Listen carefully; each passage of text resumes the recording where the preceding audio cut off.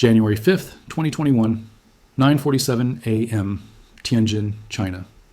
In a sterile execution chamber, a man lies strapped to a gurney. His name is Lai Xiaomin. In 14 minutes, he'll be dead. $16 billion in losses, $277 million in bribes, over 100 mistresses, 3 tons of cash hidden in secret apartments across China. This is the man who was supposed to clean up China's financial system. Instead, he created the largest banking scandal in the country's modern history. How did a poor farm boy who rose to become one of China's most powerful bankers end up here? How did a man once praised as an anti-corruption crusader become the most corrupt banker in the nation? The answer reveals something far more dangerous than one man's greed. It exposes the dark heart of a system where unlimited power meets zero accountability. This is the story of China Huarong Asset Management. This is the story of a $16 billion black hole. But first, we need to go back to when Lai Xiaomin looked invincible. October 30th, 2015, the Hong Kong Stock Exchange. Champagne flows, camera flashes explode like fireworks. Lai Xiaomin stands on stage, grinning, surrounded by financial elites. Behind him, electronic boards flash green. Huarong's stock is soaring. The company he chairs just raised $2.5 billion in its initial public offering. Market valuation, $25 billion. He's wearing a tailored Italian suit. On his wrist, a Patek Philippe watch worth $250,000, though no one knows this yet. No one knows about the apartments either, or the mistresses, or the mountains of cash. In his speech, he talks about serving China's economic transformation, about building a world-class financial institution, about bringing prosperity to the nation. The audience applauds, investors smile, everyone wants a piece of the success story. In this moment, Lai Xiaomin looks like everything China wants to be: powerful, prosperous, unstoppable. 3 years later, investigators would be counting cash in his secret Beijing apartments. They'd find so much money he'd stopped counting it himself. But today, in October 2015, standing in front of Hong Kong's financial elite, none of that has been discovered yet. Today, he's still untouchable. Or so he thinks. Cut back to 2021. The execution chamber, the clock is ticking. But to understand how Lai Xiaomin ended up on that gurney, we need to understand the system that created him. The story begins in 1997. The Asian financial crisis. Banks collapse across Asia. Thailand, Indonesia, South Korea. Economies implode overnight.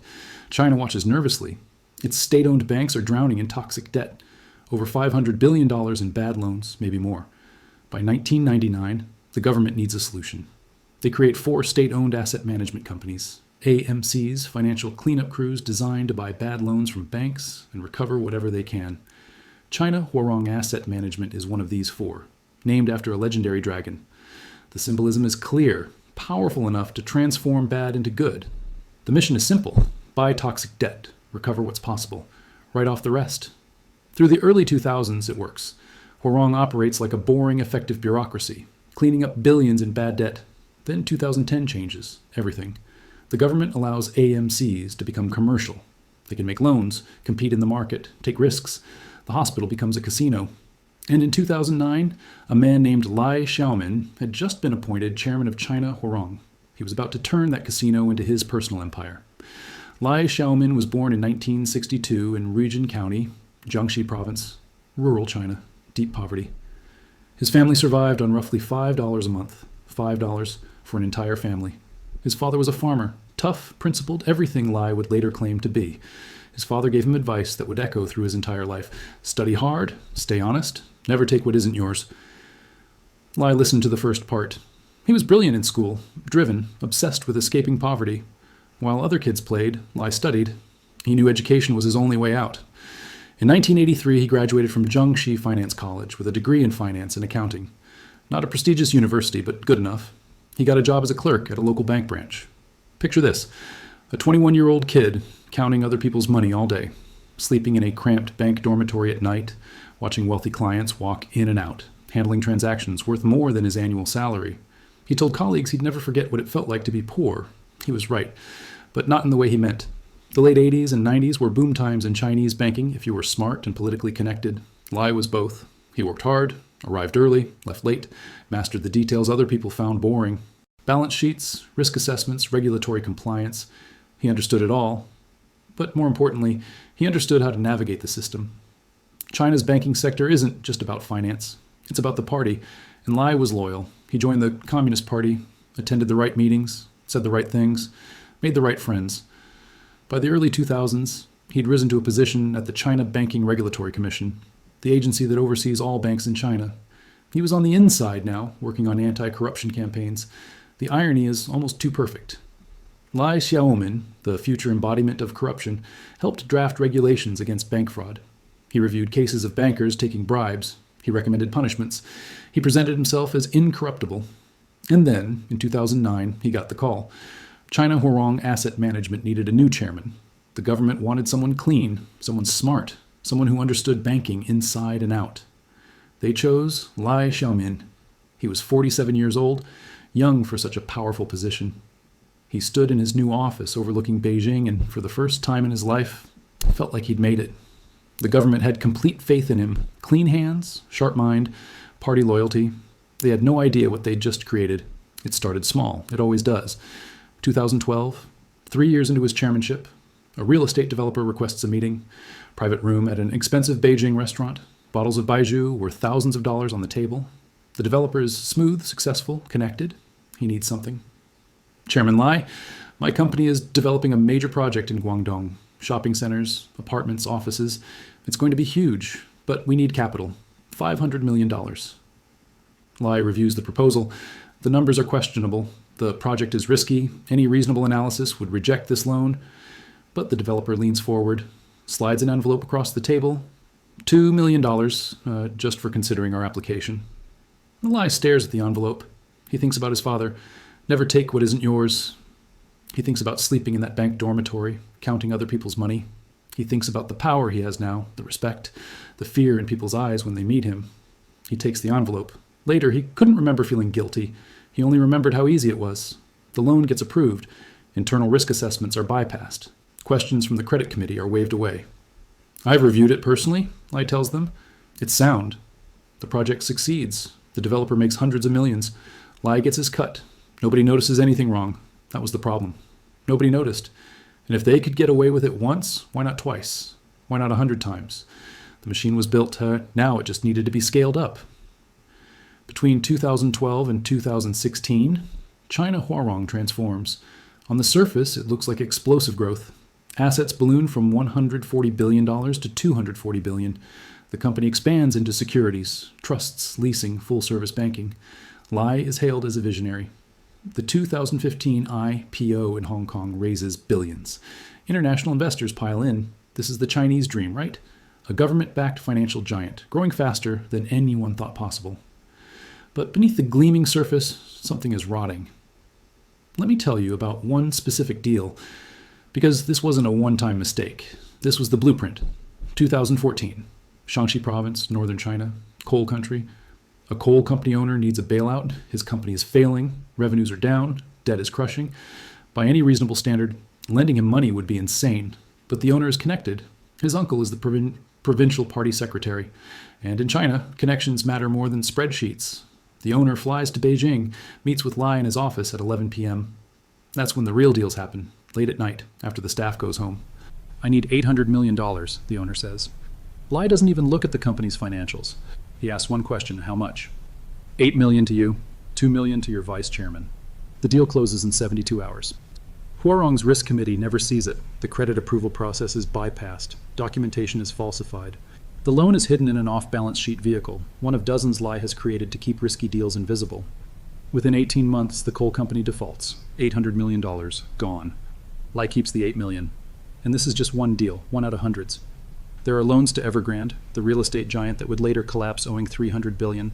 There are deals with HNA Group, Onbang Insurance, all companies that would eventually implode under corruption and debt. There are loans to companies that don't even exist, shell corporations set up by businessmen who kick 50% back to Lai. There's a shadow banking network stretching across China, related party transactions where Lai secretly controls both sides of the deal. By 2016, conservative estimates put the number of illegal loans at over 100. But nobody's counting, nobody's watching. Lai Xiaomin has become untouchable. Or so he believes. But the loans weren't enough, the bribes weren't enough. Power needs to be displayed, not just exercised. Lai Xiaomin began living like an emperor. Over 100 mistresses, let that number sink in. Over 100. They lived in cities across China, Beijing, Shanghai, Shenzhen, Hong Kong, each woman installed in her own apartment, each woman receiving a monthly allowance, each woman thinking she was special. The VIP mistresses, the top tier, lived in luxury condos worth millions. They had credit cards with no spending limits, designer clothes, jewelry, cars, whatever they wanted. Lai maintained a rotation schedule. Monday, Beijing apartment number 1, Wednesday, Shanghai penthouse, Friday, back to Beijing apartment number 3.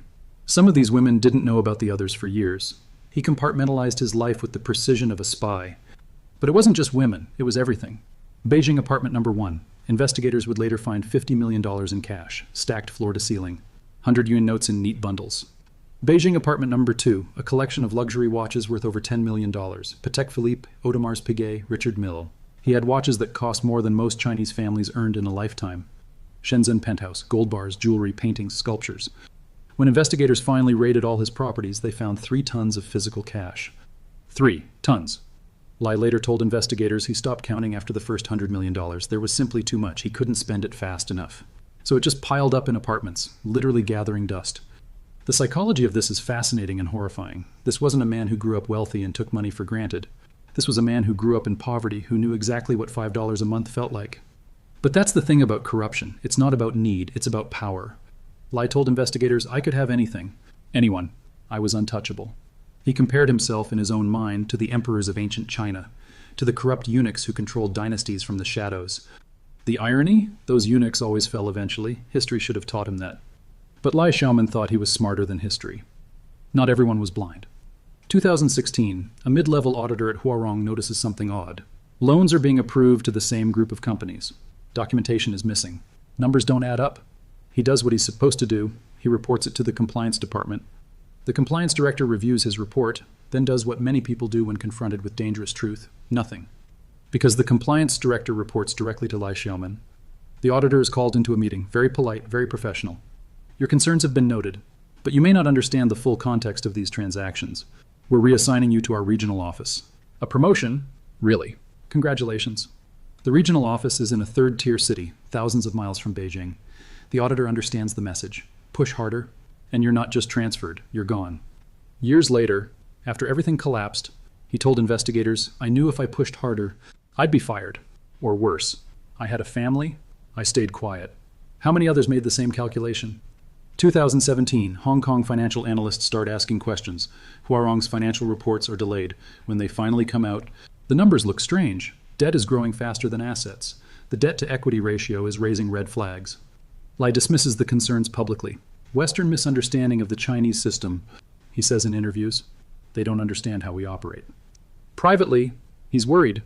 He starts moving money overseas, buying properties in Vancouver, Sydney, London through shell companies, building escape routes.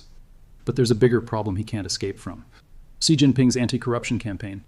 Since 2013, Xi has been conducting the largest anti-corruption purge in modern Chinese history. Tigers and flies, high-level officials and low-level bureaucrats alike, dozens arrested, some executed. Lai watches his colleagues fall, one by one. He attends party meetings where yesterday's powerful officials are denounced as traitors. But he still believes he's different. His connections are better. His position is more secure. He's too important to touch. In late 2017, he receives a warning from a friend in the party. They're asking questions about Huarong. Be careful. Lai dismisses it. I have survived worse, he says. He was wrong. April 17th, 2018, 6 in the morning. Lai Xiaomin's Beijing residence, a quiet, exclusive compound where China's elite live behind high walls and security gates. 3 black SUVs pull up. Men in dark suits step out. They flash identification, Central Commission for Discipline Inspection, the CCDI. If they're at your door, your life as you knew it is over. You're coming with us. No press release, no announcement, no perp walk for cameras. Lai Xiaomin simply vanishes. His phone goes to voicemail. His office at Huarong says he's unavailable. His assistants have no comment. In China's system, this is how it works. High-level officials don't get arrested publicly. They disappear into what's called shuanggui, a party investigation process that operates outside the normal legal system. You can be held for months with no lawyer, no contact with family, no due process. You simply cease to exist until the party decides what to do with you. Same day, 9:30 a.m., Hong Kong Stock Exchange. Huarong's stock opening is delayed. When trading finally resumes, the stock immediately drops 15%. By market close, it's down 28%. $5 billion in market value evaporated in 6 hours. The bond market freezes. Huarong has $50 billion in debt outstanding. Investors panic. If Huarong is in trouble, what else is hiding in China's financial system? Major banks stop lending to each other. Credit markets seize up. The fear is spreading. 48 hours later, the government releases a brief statement. Lai Xiaomin is under investigation for serious violations of discipline and law. In party speak, this translates to, he's done, finished. Whatever he built is about to be demolished. The investigation is just beginning. Teams of investigators descend on Huarong headquarters like a SWAT raid. Computers seized, documents boxed up, hard drives imaged, phones confiscated. Employees are interrogated one by one. What did you know? When did you know it? Did you participate?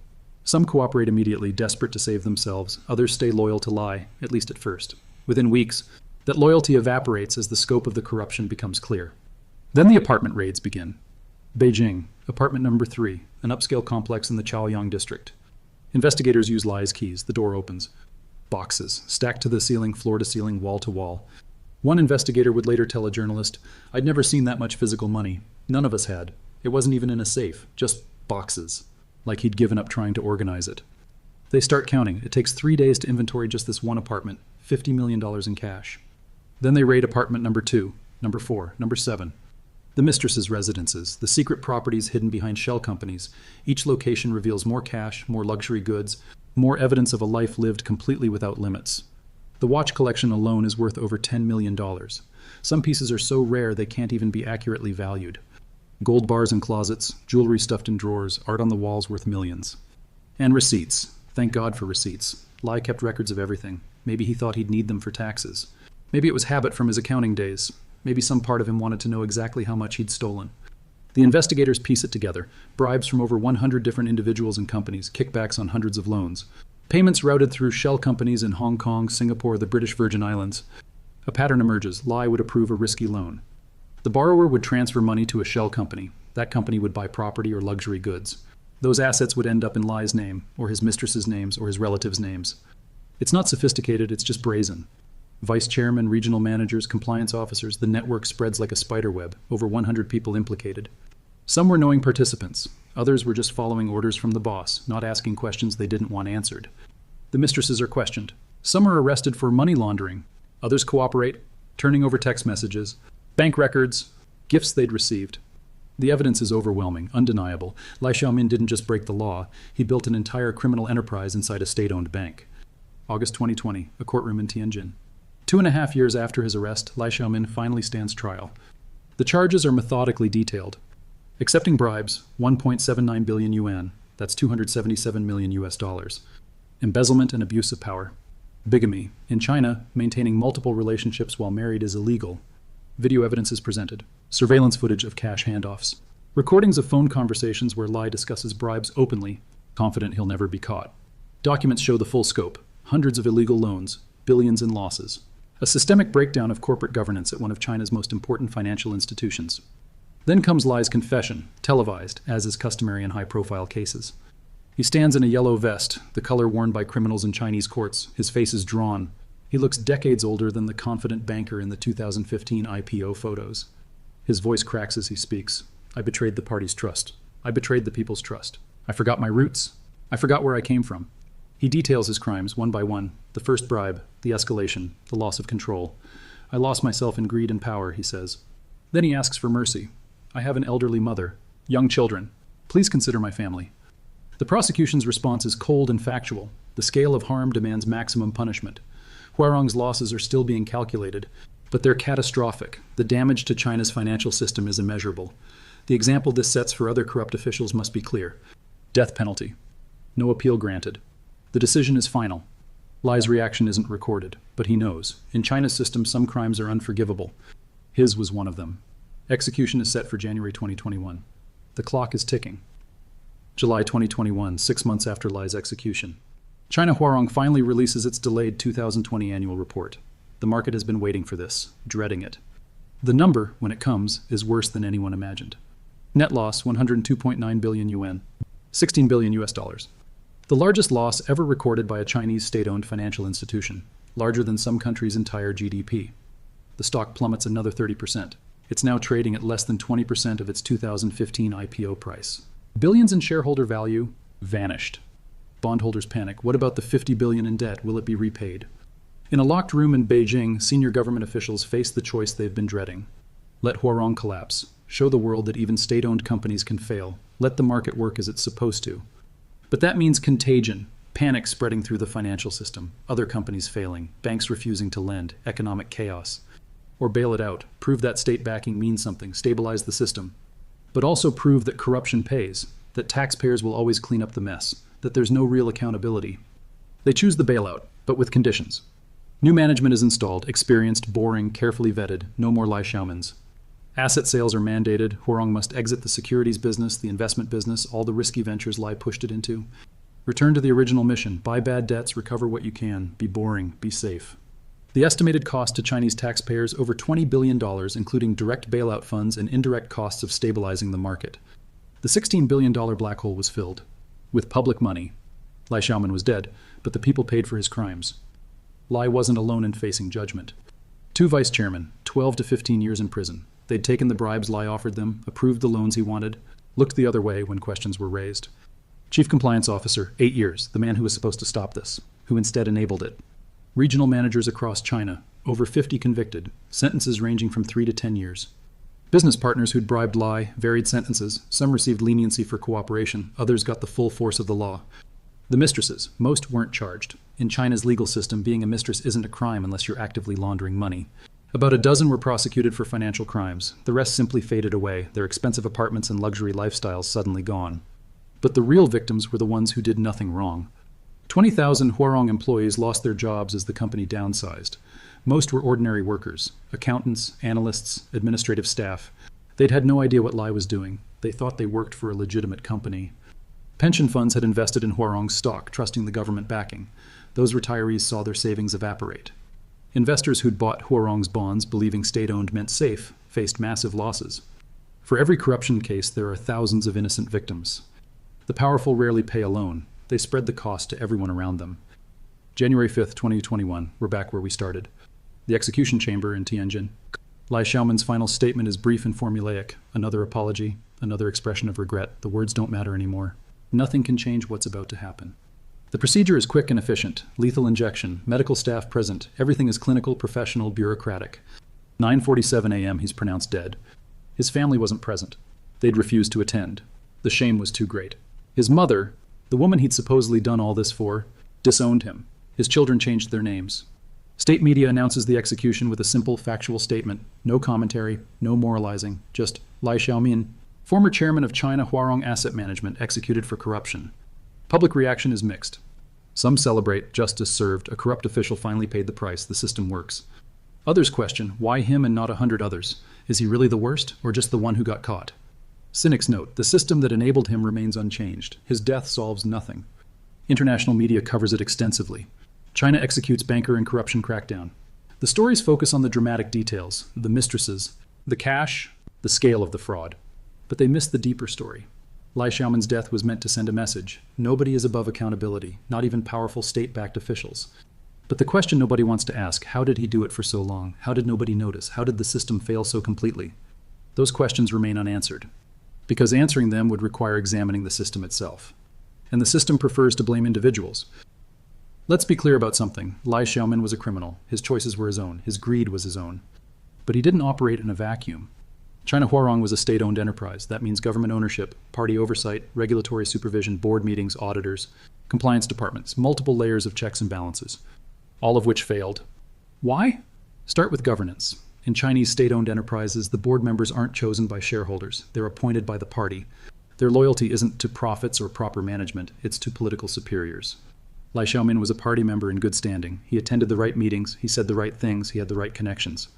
That gave him protection that a CEO in a Western company wouldn't have. Who's going to challenge the boss when the boss has direct lines to party officials? Then there's regulatory capture. The regulators who were supposed to oversee Huarong, many came from the same system. They'd worked in state banks, rotated through government agencies, maybe even knew Lai personally.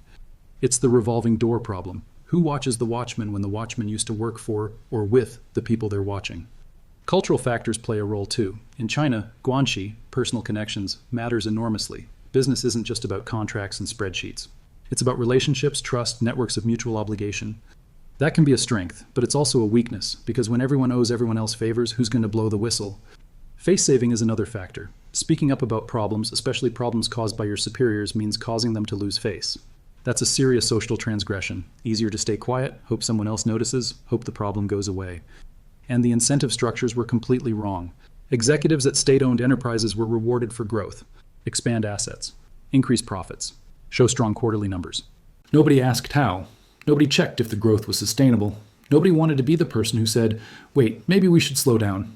Because the person who says that doesn't get promoted. The person who delivers impressive growth numbers does. Lai delivered impressive growth numbers. Every corruption case is personal. One person's choices, one person's greed. But the Huarong case was structural. The system created the opportunity. The system removed the safeguards. The system rewarded the behavior right up until it couldn't be hidden anymore. Let's catalog the failures. Internal controls. Existed on paper. Ignored in practice. When the person in charge of following the rules is the same person breaking them, controls are meaningless. Party discipline. Lai was a party member. He attended self-criticism sessions. He mouthed the right slogans.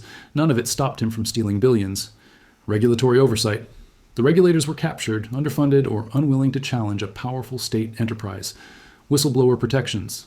Effectively non-existent. The auditor who tried to report problems was transferred to a distant province. That sent a message to everyone else. Stay quiet. External auditors. Major international accounting firms audited Huarong's books for years. They signed off on financial statements that turned out to be hiding billions in bad loans. Either they didn't look hard enough, or they didn't want to jeopardize a lucrative client. Market discipline. Investors saw red flags, delayed reports, opaque structures, risky growth, but kept buying Huarong stock and bonds because of the implicit government guarantee. Why worry about risk when the state will bail you out? Every safeguard failed. Every check and balance was bypassed. And Lai Xiaomin operated for nearly a decade before being caught. Huarong wasn't an isolated case. It was a symptom. 2018, Anbang Insurance collapses. Chairman Wu Xiaohui gets 18 years in prison. The company had over $300 billion in assets. The government has to take it over. 2020s, H&A Group, once one of China's largest conglomerates, collapses under massive debt. Its founders, one dead, one arrested. Creditors lose billions.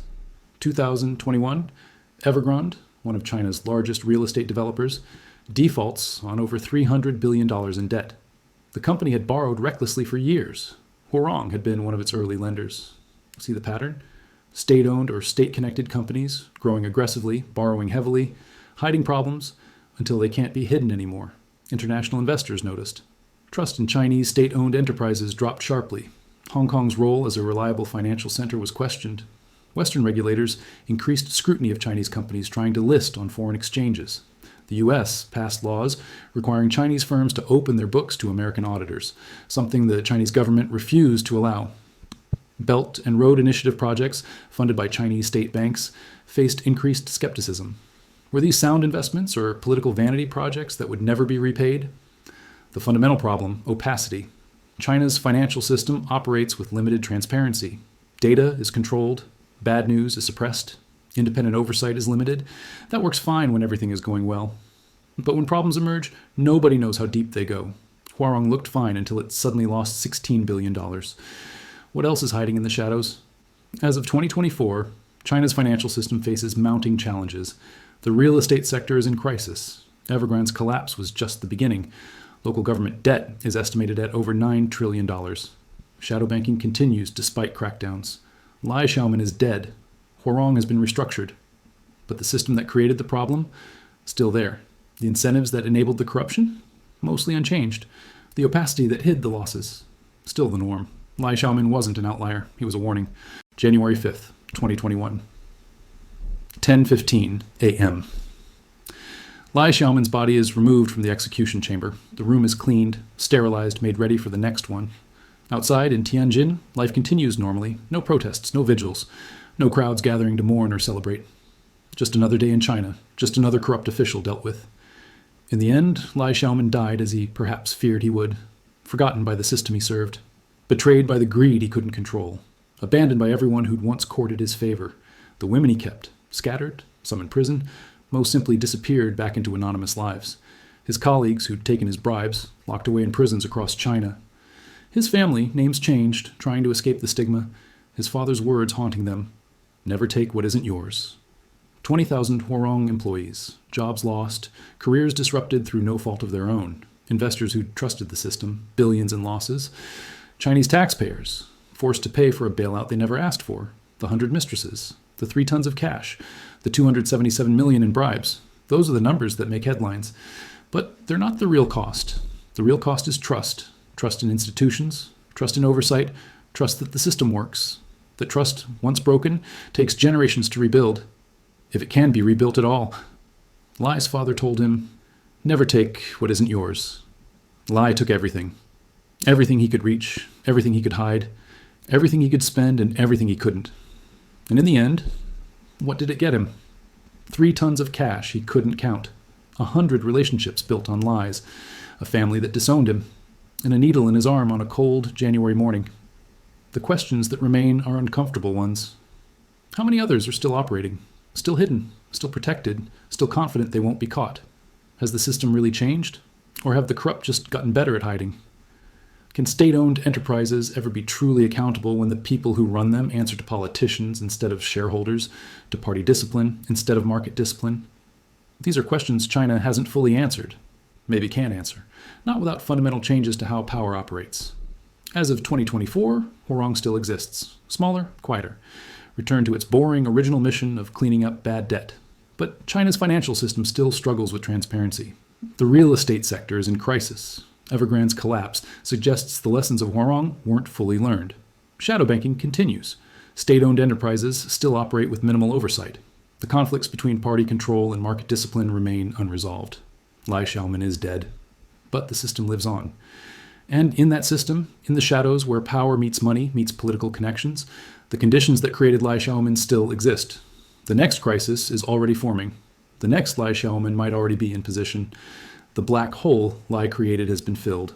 $16 billion in taxpayer money poured in to stabilize the system, to prevent panic, to maintain confidence. But the void at the heart of the system, where unchecked power meets human greed, where oversight fails and accountability disappears, that void remains unfilled. And somewhere in Beijing, in a locked office after midnight, another chairman is opening his first envelope.